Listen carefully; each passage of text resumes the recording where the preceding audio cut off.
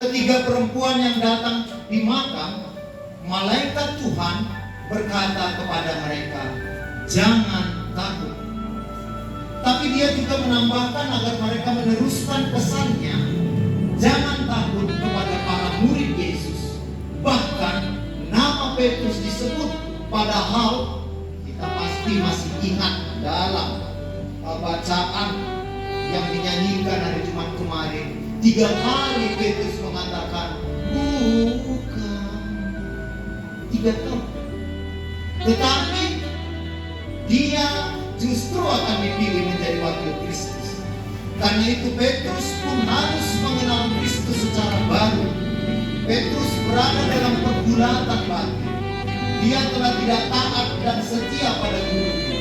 Dia melarikan diri dan tidak ada di bawah Yesus untuk menyaksikan Yesus disalib di Golgota.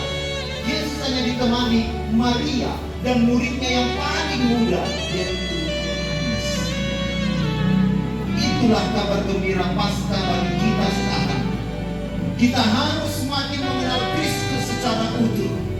Ternyata Kristus bukan lebih memperhatikan kesalahan atau dosa yang dilakukan Petrus, tapi dia lebih memperhatikan pertobatan dan pergumulan hati Petrus.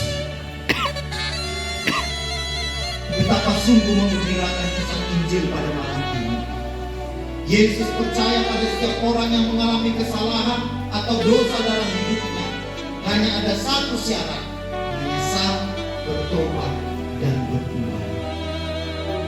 Merayakan Paskah bukan berarti hanya mengenal Kristus, melainkan mengenal, bertemu, dan menghayati Yesus yang hadir dalam hidup kita setiap hari.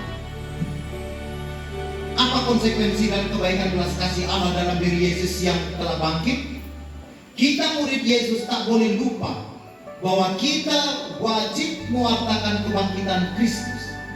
Kita sebagai gereja menjadi pewarta kebangkitan Kristus, sumber kebangkitan semua orang.